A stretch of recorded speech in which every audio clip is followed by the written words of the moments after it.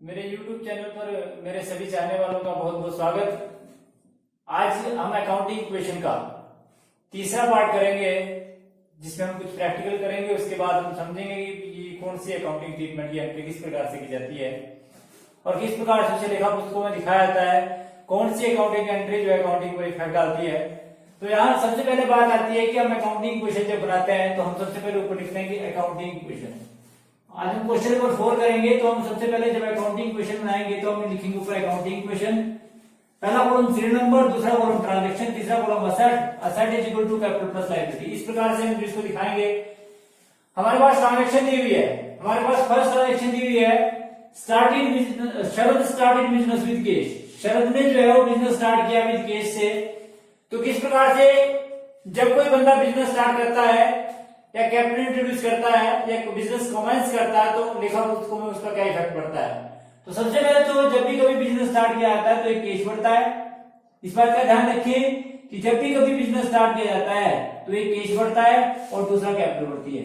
तो जब भी बिजनेस स्टार्ट किया जाता है या बिजनेस कमेंस किया जाता है या फर्दर कैपिटल इंट्रोड्यूस की जाती है तो इससे एक तो कैश बढ़ता है, कैश आपका बढ़ा 30,000 से और दूसरा आपकी कैपिटल बढ़ी 30,000 से।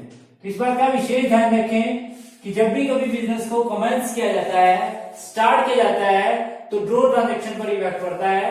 एक आपका कैश बढ़ता है और दूसरी आपकी कैपिटल बढ़ती है। तो 30,000 से आपकी कैश बढ़ा और 30,000 से ही आपकी कैपिटल बढ़ी। दूसरी आपके पास ट्रांजैक्शन दी हुई है, परचेज मशीनरी फ्रॉम रवि। तो दूसरी ट्रांजैक्शन आपके पास दी है, सेकंड ट्रांजैक्शन आपके पास दी है कि परचेज मशीनरी फ्रॉम रवि। तो आपने सेकंड ट्रांजैक्शन लिखी, सेकंड सीरियल नंबर लिखा और फिर ट्रांजैक्शन लिखी परचेज मशीनरी फ्रॉम रवि और कितने की परचेज करी, 10,000 की। कितने की परचेज करी जी, 10,000 की। तो 10,000 की एक तो आपकी मशीनरी बढ़ी, सबसे पहले तो आपकी मशीनरी बढ़ी। और किसमें खरीदी आपने ये मशीनरी, क्रेडिट में। किसमें खरीदी जी, क्रेडिट में।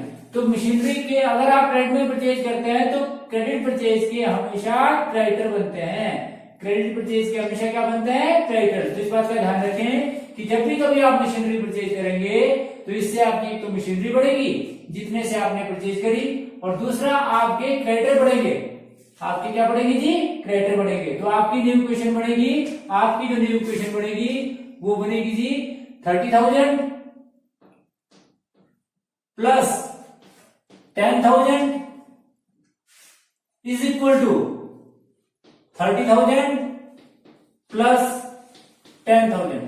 ईच एंड एवरी इक्वेशन में असेट हमेशा कैपिटल प्लस लायबिलिटी के बराबर होते हैं। इस बात का विशेष ध्यान रखें कि ईच एंड एवरी इक्वेशन में असेट हमेशा कैपिटल प्लस लायबिलिटी के बराबर होते हैं। उसके बाद आपने तीसरी ट्रांजेक्शन करी थी। तीसरी ट्रांजेक्शन आपके पास दी हुई है, परचेज फर्नीचर फॉर कैश। जब भी कभी आप फर्नीचर परचेज करते हैं, सीरियल नंबर 3 लिखा, आपने फर्नीचर परचेज किया फॉर कैश। तो जब भी कभी आप फर्नीचर परचेज करते हैं तो सबसे पहले जो चीज आपने परचेज करी वो बढ़ेगी। अर्थात आपने क्या परचेज किया, फर्नीचर। तो सबसे पहले तो आपके पास फर्नीचर बढ़ा और कितने का बढ़ा जी, जितने का आपने परचेज किया। आपने 3,000 का परचेज किया तो 3,000 से आपका फर्नीचर बढ़ा और दूसरा क्या बढ़ा, कम हुआ आपका कैश। जब भी कभी माल कैश में परचेज किया जाता है, जब भी कभी माल जो है कैश में परचेज किया जाता है तो इससे कैश कम होता है। और आपकी न्यू ट्रांजैक्शन बढ़ी, न्यू ट्रांजैक्शन बढ़ी थी आपकी 27,000 plus 10,000 plus 3,000 is equal to 30,000 plus 10,000। Each and every equation में हमेशा आपके असेट जो है वो कैपिटल प्लस लायबिलिटी के बराबर होते हैं। तो 27,000 प्लस 10,000 37,000 प्लस 3,000 40,000 और 30,000 प्लस 10,000 40,000। तो ईच एंड एवरी इक्वेशन में इस बात का विशेष ध्यान रखें कि आपके असेट हमेशा कैपिटल प्लस लायबिलिटी के बराबर होते हैं। उसके बाद सीरियल नंबर 4 में आपने पेड करी सैलरी। क्या किया जी, आपने सैलरी पेड करी। सैलरी कितने की पेड करी आपने, 500 की। तो 500 से आपका कैश कम हुआ और खर्चों से हमेशा ध्यान रखें इस बात का कि खर्चों और लॉसेस से हमेशा कैश और कैपिटल कम होती है। तो 27,000 में से आपने 500 कराया और 30,000 में से भी आपने 500 कराया। तो आपके पास न्यू इक्वेशन बनी। आपकी न्यू इक्वेशन बनी 26,500 plus 10,000 plus 3,000 is equal to 29,500 plus 10,000। तो ईच एंड एवरी इक्वेशन में asset is equal to capital plus liability होंगे।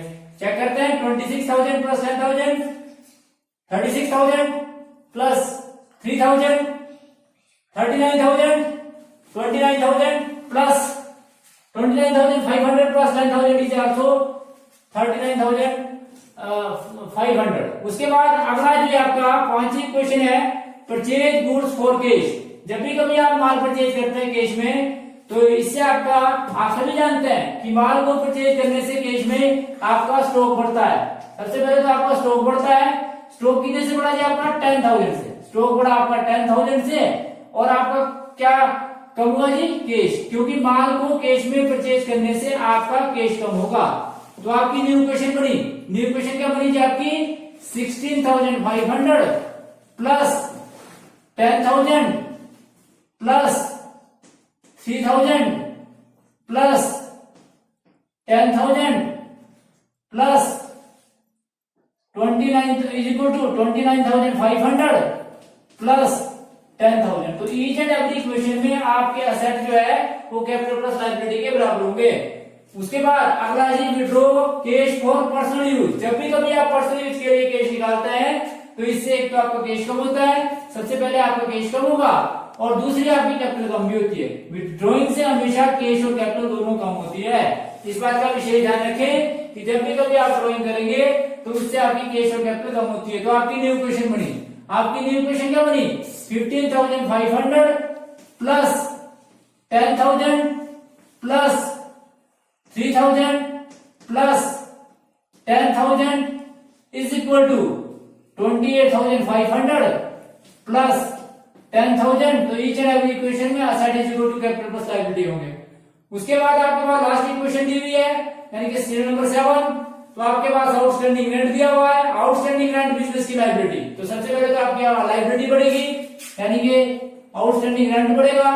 और दूसरा, आप सभी जानते हैं आउटस्टैंडिंग रेंट के बढ़ने के साथ साथ इस बात का विशेष ध्यान रखें कि आपकी जो है वो कैपिटल भी कम होगी, क्योंकि खर्चा है बिजनेस का। आउटस्टैंडिंग रेंट जो है बिजनेस का खर्चा है, तो कैपिटल कम हुई और साथ में आपका आउटस्टैंडिंग रेंट बढ़ा, अर्थात आपकी लायबिलिटी बढ़ी। तो आपकी लास्ट इक्वेशन बढ़ी 15,500 plus 10,000 plus 3,000 plus 10,000 is equal to 28,000 plus 10,000 और प्लस 500। लास्ट इक्वेशन को जैसे ही आप चेक करेंगे तो आप देखेंगे 15,500 प्लस 10,000 25,000, 500 प्लस 3,000 28,000 प्लस 10,000 38,500। तो आपने सामने का टोटल जो है बराबर हुआ। इस प्रकार से आपने देखा कि ये जो आपका जो लास्ट इक्वेशन के बेस पे आप बैलेंस शीट बनाएंगे, तो जब आप बैलेंस शीट प्रिपेयर करेंगे तो उससे आपको क्लियर होगा कि आपके बैलेंस शीट का टोटल यदि आपस में मिलता है तो इस बात की ओर इंडिकेट करा कि अकाउंटिंग इक्वेशन का आपका ये क्वेश्चन जो है वो बिल्कुल सही है। तो हम जो है लास्ट इक्वेशन के बेस पे जो है वो बैलेंस शीट बनाते हैं। तो बैलेंस शीट जब भी बनाई जाती है, आप सभी जानते हैं कि कोई भी बैलेंस शीट आप बनाते हैं, सबसे पहले आप लिखते हैं ऊपर बैलेंस शीट, और आप बैलेंस शीट बना रहे हैं मिस्टर शरद की। और लास्ट इक्वेशन के बेस पे हमने बैलेंस शीट बनानी थी। तो बैलेंस शीट की लेफ्ट हैंड साइड जो है वो लायबिलिटी साइड है। बैलेंस शीट की लेफ्ट हैंड साइड जो है वो लायबिलिटी साइड है, अमाउंट इन रुपीज। फिर इसी प्रकार से राइट हैंड साइड जो है असेट साइड है, फिर यहां लिखेंगे अमाउंट इन रुपीज। तो इसके बाद में हम लाइन ऑफ डिमार्केशन लगा देंगे। आप सभी जानते हैं कि आपके असेट साइड जो है वो सबसे पहले कैश का बैलेंस है। कैश का बैलेंस है 15,500, वो लिख देंगे आप सबसे पहले। उसके बाद 15,500 के बाद आपके पास मशीनरी है, आप मशीनरी लिख देंगे। मशीनरी आपकी 10,000। उसके बाद आपका फर्नीचर है फर्नीचर आपका 3000 और उसके बाद अंत में आपका स्टॉक है, स्टॉक जो आपका वो है जी आपका 10,000। उसके बाद अगर लेफ्ट हैंड साइड की बात करें तो सबसे पहले आपकी कैपिटल है,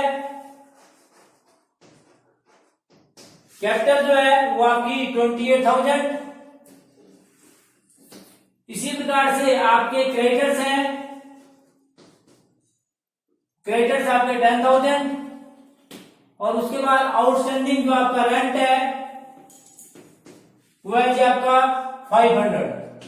और आप दोनों साइड का टोटल करेंगे, जब आप दोनों साइड का टोटल करेंगे तो आप देखेंगे कि लाइबिलिटी साइड का टोटल 38,500 आया और असेट साइड का टोटल भी 38,500 आया।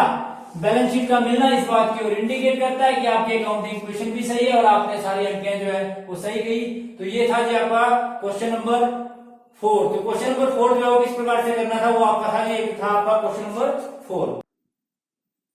अगले क्वेश्चन को करने के बाद मैं आपको कुछ डिफरेंट आइटम्स जो अकाउंटिंग इक्वेशन पर इफेक्ट डालती हैं उनके बारे में बताऊंगा किस प्रकार से ये आइटम जो है अकाउंटिंग इक्वेशन पर इफेक्ट डालती है। बड़ी इंपॉर्टेंट आइटम है, बड़े ध्यान से आपने सुनना है। तो सबसे पहले आती है डेप्रिसिएशन। आप सभी जानते हैं डेप्रिसिएशन होता क्या है। डेप्रिसिएशन इज द परमानेंट और gradual decrease in the value of an asset due to passage of time और ड्यू टू परमानेंट यूज। लगातार किसी संपत्ति का प्रयोग करने से उसके मूल्य में होने वाली कमी क्या कहलाती है, डेप्रिसिएशन कहलाती है, ह्रास कहलाती है। ह्रास का हम बड़ा डिटेल में डेप्रिसिएशन के चैप्टर में पढ़ेंगे, इसके मेथड्स भी पढ़ेंगे, उसको किस प्रकार से वैल्यूड किया जाता है। परंतु यहां पर बात आती है कि अकाउंटिंग इक्वेशन पर क्या इफेक्ट करती है। डेप्रिसिएशन हमेशा फिक्स्ड सेट पे लगता है। किस पे लगता है जी, स्थायी संपत्तियों में फिक्स्ड सेट पे। तो जब भी कभी डेप्रिसिएशन लगेगा तो सबसे पहले जिस असेट पर लगेगा, अगर मशीनरी में लगा तो मशीनरी कम, अगर फर्नीचर पे लगा तो फर्नीचर कम, अगर किसी और कंप्यूटर पे लगा तो कंप्यूटर कम। और दूसरा आप सभी जानते हैं डेप्रिसिएशन बिजनेस का लॉस है, डेप्रिसिएशन बिजनेस का लॉस है, खर्चा मान ले तो लॉस है। तो जब आप बात करते हैं कि अगर लॉस होता है तो कैपिटल कम होती है। तो जब भी कभी आप डेप्रिसिएशन लगाते हैं तो दो अकाउंट पर इफेक्ट पड़ता है, एक तो आपकी स्थायी संपत्तियां कम होती हैं और दूसरा आपकी कैपिटल कम होती है। तो जब भी कभी डेप्रिसिएशन लगाया जाता है तो सबसे पहले तो आपकी स्थायी संपत्तियां कम होगी और दूसरा आपकी कैपिटल भी कम होगी। एसेट क्यों कम होगा, क्योंकि एसेट का प्रयोग करने से उसका मूल्य कम होगा। तो जिस एसेट पर लगेगा वो एसेट कम और दूसरा आपकी कैपिटल कम होगी। उसके बाद आता है outstanding expenses. Outstanding expenses is also called, outstanding expenses होते हैं that is also called prepaid expenses payable, that is also called expenses due. तो इस प्रकार से आउटस्टैंडिंग एक्सपेंसेस से आप क्या समझते हैं, तो ऐसा कोई खर्चा जो देय है परंतु जिसका भुगतान आपने नकद में नहीं किया, ये बिजनेस की करंट लायबिलिटी है। करंट लायबिलिटी होने पर आपकी लायबिलिटी बढ़ेगी। तो सबसे पहले तो आपके आउटस्टैंडिंग एक्सपेंसेस बढ़ेंगे, अर्थात सबसे पहले तो आपका आउटस्टैंडिंग एक्सपेंसेस बढ़ जाएंगे। और दूसरा क्योंकि ये बिजनेस का खर्चा है, क्योंकि ये बिजनेस का खर्चा है इसलिए कैपिटल कम हो जाएगी, इसलिए कैपिटल भी कम हो जाएगी। तो आप सभी जानते हैं कि आउटस्टैंडिंग एक्सपेंसेस से आपके आउटस्टैंडिंग एक्सपेंसेस बढ़ जाएंगे और दूसरा क्योंकि कैपिटल है इसलिए कैपिटल कम हो जाएगी। तो ये चीज आपके आउटस्टैंडिंग एक्सपेंसेस। उसके बाद प्रीपेड एक्सपेंसेस का अकाउंटिंग इक्वेशन पर क्या इफेक्ट पड़ता है। Prepaid expenses is also called expenses paid in advance. That means कि ऐसा कोई खर्चा जिसका भुगतान आपने एडवांस में कर दिया है, expenses which is paid in advance, that is called prepaid expenses. तो ऐसा कोई खर्चा जिसका भुगतान आप एडवांस में करते हैं वह बिजनेस का करंट एसेट है। और जब आप भुगतान करते हैं नकद में तो आप सभी जानते हैं इससे कैश कम होता है। क्या कम होता है जी, कैश कम होता है। जब भी आप कभी खर्चा करेंगे तो इससे कैश कम होगा और दूसरा क्योंकि ये बिजनेस का करंट एसेट है इसलिए करंट एसेट बढ़ेंगे। तो एक एसेट बढ़ेगा और दूसरा एसेट कम होगा, कैश कम होगा और प्रीपेड एक्सपेंसेस बढ़ जाएगा। तो इस प्रकार से प्रीपेड एक्सपेंसेस का अकाउंटिंग इक्वेशन पर ये इफेक्ट पड़ता है। उसके बाद करते हैं बात एक्रूड इनकम की। Accrued income means income earn but not receive, ऐसी आय जो कमा तो नहीं है परंतु आपको नकद में प्राप्त नहीं हुई है, तो इसको बोलते हैं एक्रूड इनकम, अर्न इनकम। तो एक्रूड इनकम का इफेक्ट क्या पड़ता है। नंबर एक बात है कि बिजनेस का करंट एसेट है इसलिए एक्रूड इनकम बढ़ेगी। सबसे पहले तो आपकी एक्रूड इनकम बढ़ेगी और दूसरा आप सभी जानते हैं कि एक्रूड इनकम के बढ़ने के साथ साथ आपकी क्या कम होगी, आपकी जो है वो कैपिटल भी बढ़ेगी। क्या बढ़ेगी? कैपिटल भी बढ़ेगी। कैपिटल क्यों बढ़ेगी? क्योंकि बिजनेस की इनकम है, इनकम से हमेशा क्या बढ़ती है? कैपिटल बढ़ती है। तो अगर कैपिटल बढ़ेगी, कैपिटल क्यों बढ़ेगी? क्योंकि इनकम है। और एक्रूड इनकम क्यों बढ़ेगा? क्योंकि ये बिजनेस का असेट है। तो एक तो असेट बढ़ेगा और दूसरी कैपिटल भी बढ़ेगी एक्रूड इनकम से। उसके बाद बात करते हैं अनएक्रूड इनकम की। Unaccrued income means income earned received in advance. ऐसी है जो आपने कमाई नहीं है परंतु आपको एडवांस में मिल चुकी है, तो उसको बोलते हैं income received in advance. That means की अनएक्रूड इनकम ये बिजनेस की लायबिलिटी है। तो एक तो आपकी बिजनेस की लायबिलिटी बढ़ेगी और दूसरा क्योंकि आपको कैश एडवांस में रिसीव हुआ इसलिए कैश बढ़ेगा। तो इस प्रकार से अकाउंटिंग इक्वेशन फॉर इन जो इंपोर्टेंट आइटम में थी, जिसमें डेप्रिसिएशन आपने पढ़ा, आउटस्टैंडिंग एक्सपेंसेस आपने पढ़ा, प्रीपेड एक्सपेंसेस पढ़ा, एक्रूड इनकम पढ़ा और अनएक्रूड इनकम पढ़ा। तो इन आइटमों का किस प्रकार से अकाउंटिंग इक्वेशन पर इफेक्ट पड़ता है वो आपने बड़ा ध्यान से आपने सुनना है। इस वीडियो को बार बार देखना है ताकि आपको ये आइटम पता लगे कि किससे क्या चीज कम हुई और क्या चीज बढ़ी। ये बड़ी इंपॉर्टेंट बात है कि जब भी कभी आप इन आइटमों को करेंगे तो आप सबसे पहले इसका थ्योरेटिकल पोर्शन देखना है कि किन आइटमों को बढ़ा और कौन सी आइटमें जो है वो कम हुई। तो इस प्रकार से आज का हमारा वीडियो यहीं पे समाप्त होता है। Thanks for watching the video. Please like and subscribe my channel.